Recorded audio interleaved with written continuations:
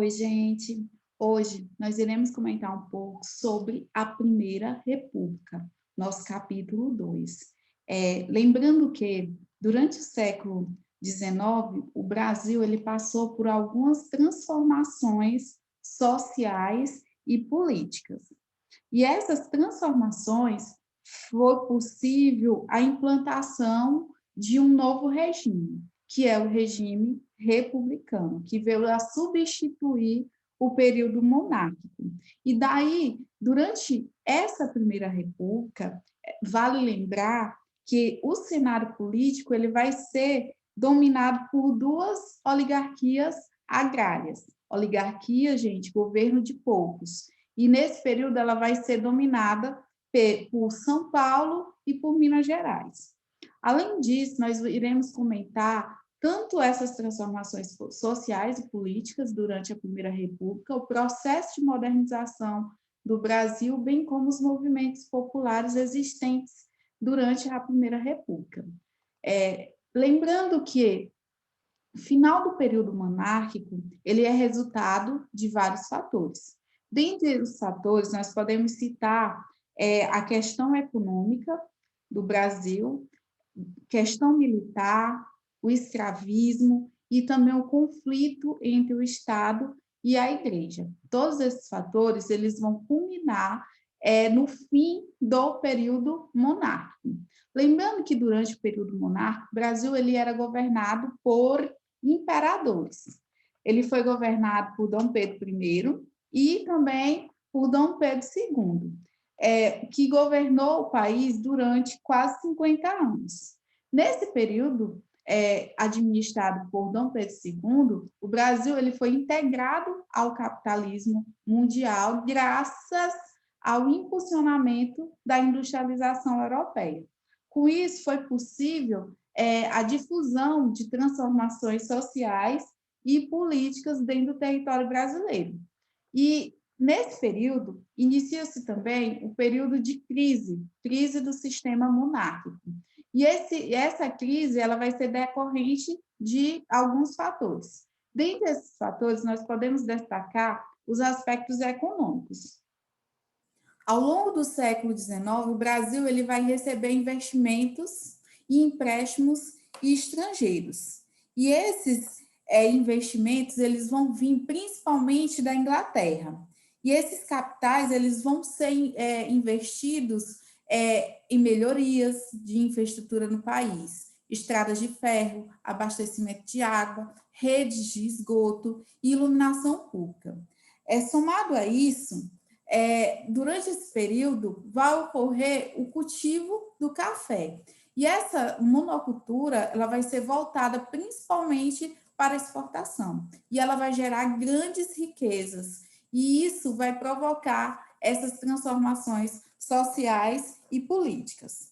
Lá na página 34, ele coloca o seguinte: destacou-se também o cultivo do café, atividade monocultora voltada para a exportação, que gerava muitas riquezas e que provocou grandes transformações sociais e políticas. Com a cafeicultura, formou-se uma nova oligarquia rural de províncias do Sudeste. Lembrando que oligarquia, palavra de origem grega, que significa governo de poucos. Então, dentro desse período, vai surgir essas novas oligarquias, e onde vai despontar São Paulo, que vai ser a principal província, a província mais rica do Império.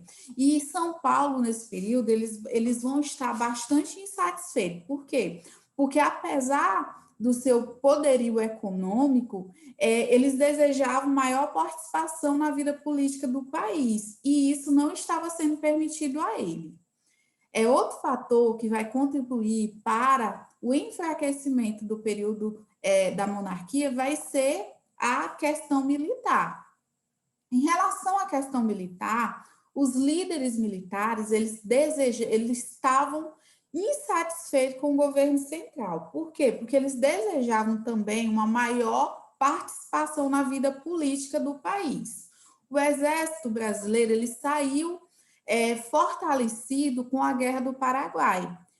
Durante a Guerra do Paraguai, o exército ele foi tratado como a salvação nacional. E eles queriam o quê? Ter voz ativa dentro da vida pública.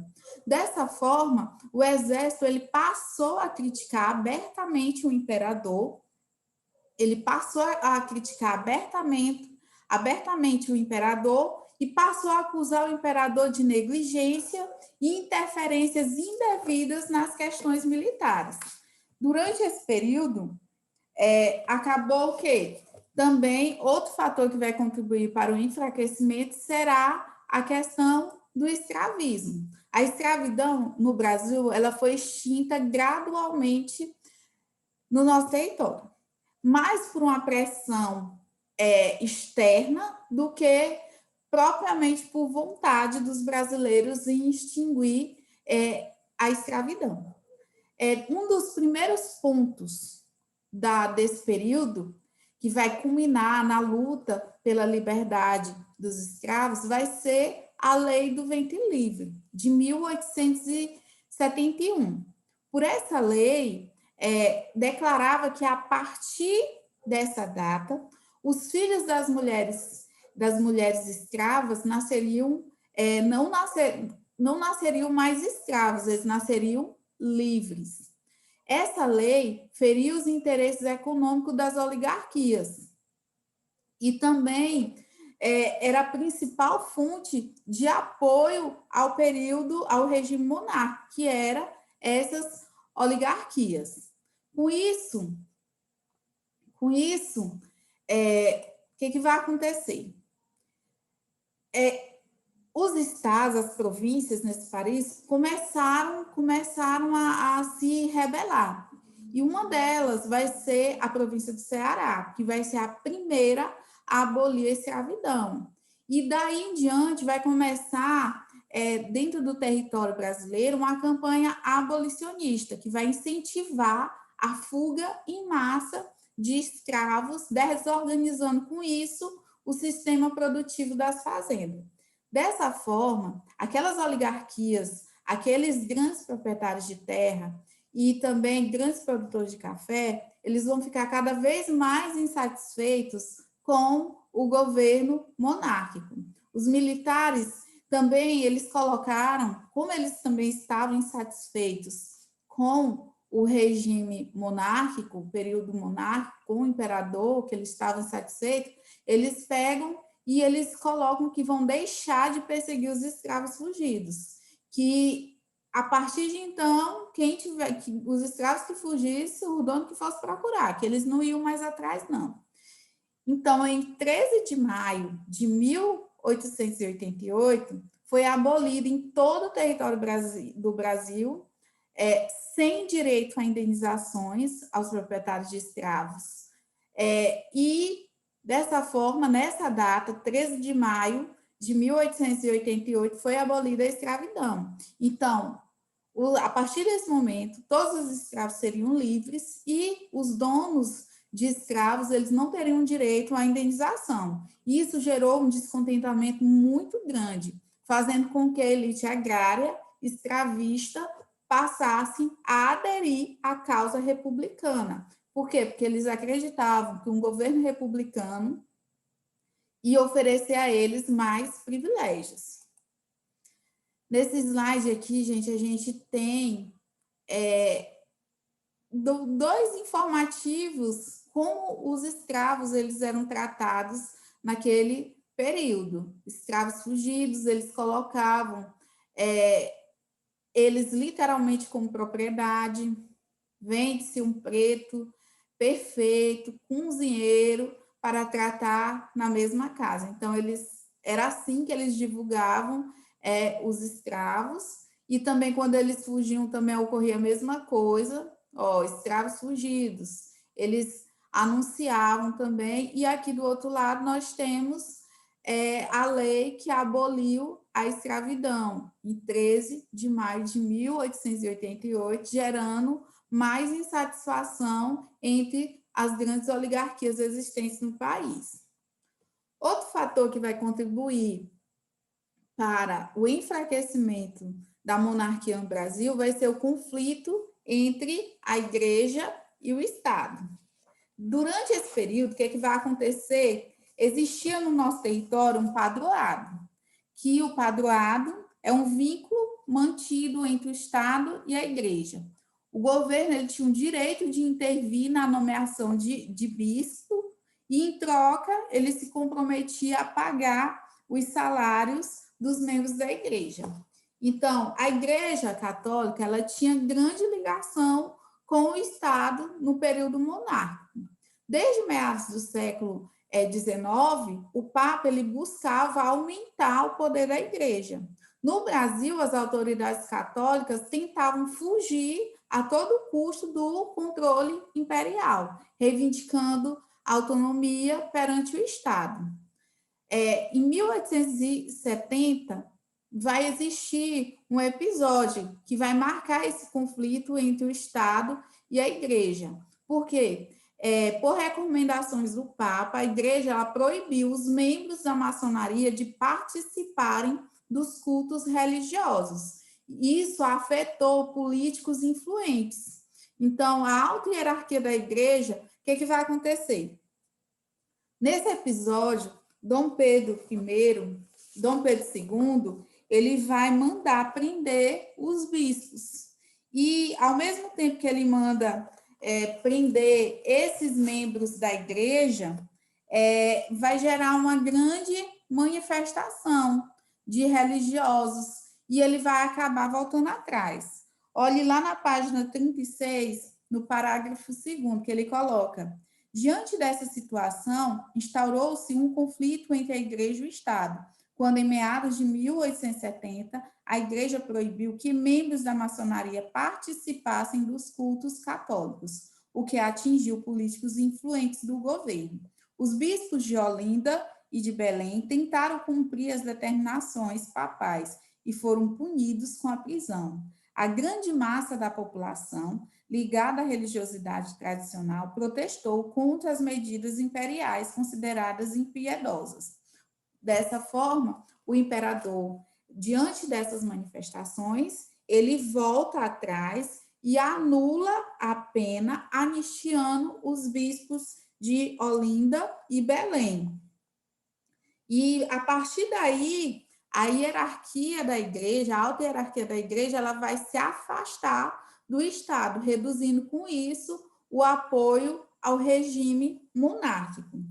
Dessa forma, nós temos essa charge aqui. O que é essa charge ela representa? Aqui nós temos o Papa e aqui nós temos Dom Pedro II. Essa charge, ela ironiza o imperador que acabou voltando atrás e anistiando os bispos que ele havia penalizado. Então, essa sátira, ela mostra bem isso, essa ironia do imperador brasileiro. Daí surge, então, os militares e a proclamação da República. A proclamação da República ela vai ser conduzida por setores do Exército, com o apoio dos republicanos paulistas. Lembram lá? São Paulo ela tinha um grande poder econômico, mas não tinha participação política ativa. Então, eles vão acabar sendo influenciados pelas ideias republicanas e vão apoiar o Exército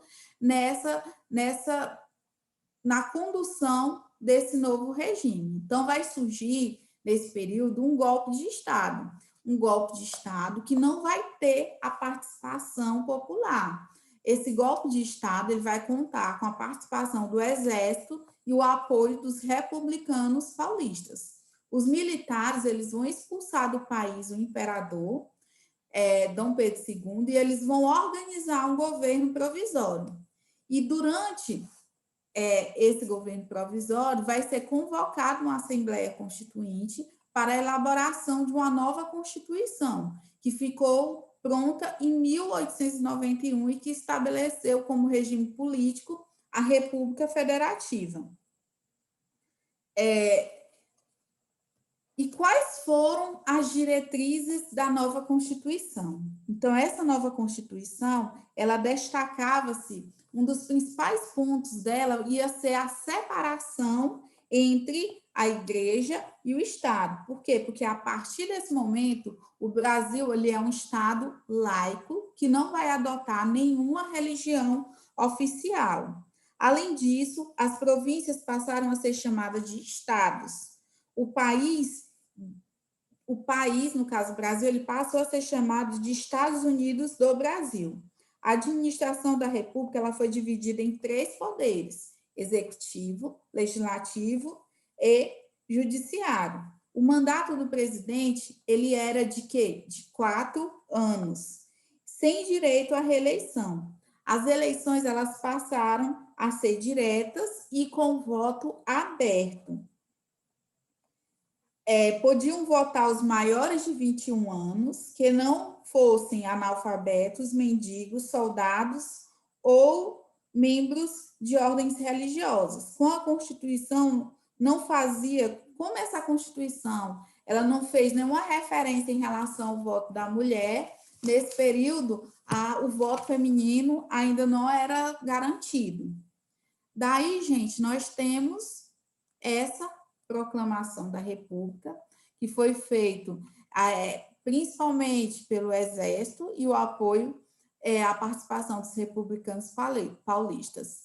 E essa república, essa primeira república, ela é chamada de República Velha. O que vem a ser essa República Velha? A República Velha é a primeira república, também chamada de República Velha, e ela foi dividida em 2 períodos. A República da Espada, de 1889 a 1894, em que esse período o Brasil ele vai ser governado por militares, dentre eles destaca-se o Marechal Deodoro da Fonseca e Floriano Peixoto, que eles vão buscar uma política mais centralizadora e reafirmar o regime republicano. E o segundo período da República Velha será a República Oligárquica, de 1894 a 1930. E vão prevalecer aqui os interesses de grandes cafeicultores. Os governos oligárquicos, eles eram adeptos ao federalismo, que dava maior autonomia aos governos estaduais. E esse período aqui, ele é marcado pela política do café com leite, a alternância de poder entre São Paulo e Minas Gerais. O poder das oligarquias. No início do período republicano, o país ele foi governado por 2 militares, que tinham como objetivo central garantir a consolidação da República. E nesse período começou a haver o quê? A repressão a grupos descontentes com o fim da monarquia. Então, esses militares, eles pregavam a centralização do poder. E esse desejo pela centralização do poder acabou gerando uma insatisfação dos grupos regionais, que desejavam maior autonomia em relação ao poder federal. Dessa forma, durante o governo de Deodoro da Fonseca, ele assumiu uma política autoritária e centralizadora. E essa política autoritária e centralizadora de Deodoro da Fonseca acabou gerando o quê? Acabou gerando descontentamento dos governadores, que não queriam um governo militar autoritário no país. Com isso, Deodoro da Fonseca ele renuncia e quem assume é seu vice, que é o Floriano Peixoto. Ele vai assumir o poder e ele vai procurar aliar-se às oligarquias, o que possibilitou com isso a estabilização do regime republicano no Brasil. Daí, nós vamos ter bastante presente no território brasileiro a política dos governadores. O que vem a ser essa política dos governadores? A eleição do paulista Prudente de Moraes, em 1894, vai marcar a ascensão dos grandes cafeicultores ao comando político do país.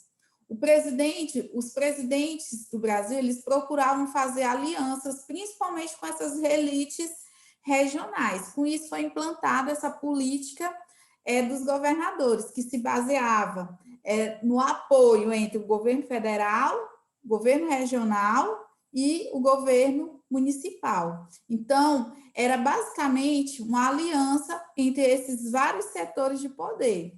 E nesse período da política dos governadores, vai ser bastante presente a política do café com leite, que possibilitou que as oligarquias se mantivessem no poder durante 35 anos. E foi principalmente marcado pela alternância de poder entre São Paulo e Minas Gerais. As alianças previam acordos com os grupos dominantes de cada estado. Em contrapartida, os grupos defenderiam as políticas federais e garantiriam a qualquer custo a eleição de deputados que apoiassem o governo federal. Quer dizer o quê? Que nesses acordos, o governo federal ele apoiava e concedia benefícios a esses governos estaduais, e, em troca, eles garantiam o apoio e a eleição dos deputados que apoiassem o governo federal. Em várias regiões, houve forte resistência à centralização do governo federal. Entretanto, essa rede de apoio entre o governo federal, estadual e municipal acabou tornando possível a efetivação da política dos governadores. Aqui nós temos a política dos governadores, consistia basicamente na troca de favores entre os governadores de estado, que davam seu apoio ao governo federal, ajudando a eleger deputados federais e senadores favoráveis ao presidente. O presidente, em retribuição, apoiava os governadores, concedendo mais verbas, empregos e favores para seus aliados políticos. A política dos governadores, ela reproduzia com isso, no plano federal, a rede de compromissos e o clientelismo que já ligava os coronéis e os governadores dentro dos estados. Então, era uma rede baseada no governo federal, que era o presidente, que ligava os coronéis que estavam lá nos municípios, os governadores dentro do estado. Era uma rede de aliança e de apoio entre esses três setores. Daqui nós temos essa imagem. Essa imagem que demonstra a política do café com leite, marcada pela alternância de poder entre São Paulo e Minas Gerais na presidência da República. Nós temos essa outra imagem também que marca essa política do café com leite, alternância entre poder entre Minas Gerais e São Paulo. E nós vamos comentar um pouco agora em relação a essa República Velha, de 1889 a 1930. Essa política, essa República Velha, ela se funcionou com base na estrutura política do café com leite em nível federal, marcado pela alternância de poder entre São Paulo e Minas Gerais, a política dos governadores em nível estadual. Os governadores, eles cediam favores aos coronéis que, em troca, efetivavam a eleição de deputados e senadores favoráveis ao governo, coronelismo em nível municipal. Então, o funcionamento da estrutura política da República Velha é basicamente essa. A política do café com leite em nível federal, a política dos governadores em nível estadual e o coronelismo em nível municipal. Coronel está associado ao cabo eleitoral e ao curral eleitoral que efetiva as demandas dessa política dos governadores. E daí nós temos o quê? A política dos governadores fortaleceu o coronelismo. Por quê? Porque as pessoas só votavam nos candidatos que os coronéis exigiam. Por esse motivo, surgiu o termo voto de cabresto. O voto de cabresto é porque a ação dos cabos eleitorais fazia um contato e reunia os eleitores. Como o voto ele não era secreto, os eleitores eles eram obrigados a votar nos candidatos apoiados pelos coronéis. E durante esse período existiam muitas fraudes eleitorais. Essas fraudes elas eram frequentes. Por esse motivo, na maioria das vezes, a oposição ela não conseguia chegar ao poder. Com isso, surge o voto de cabresto, que tornou-se uma prática muito comum no interior do país e permitiu que essas elites oligárquicas se mantivessem no poder. Por quê? Porque elas obrigavam todos aqueles que estavam sob o seu poder a votar naqueles candidatos apoiados pelos governos. Os coronéis exerciam grande influência na política estadual, chegando até mesmo a administrar a justiça e a controlar a política de suas áreas de influência. Muitas vezes os delegados estavam subordinados à vontade desses coronéis, e nós temos aqui algumas charges que refletem muito bem esse voto do cabresto. Nós temos aqui o coronel, que é o político, levando o eleitor no cabresto, para se referir a esse voto de cabresto. Aqui nós temos também outra imagem que retrata o voto de cabresto. A pessoa, o eleitor, sendo levado pelo coronel para votar. O voto imposto pelos coronéis, contra a vontade do eleitor, ficou conhecido como voto de cabresto. Então, gente, por hoje, essa aula a gente tratou da República, da República Velha, da Primeira República, como ocorreu essa desarticulação do governo monárquico. Na próxima aula, a gente vai falar sobre os imigrantes no Brasil, a modernização do Brasil e também os movimentos populares do Brasil.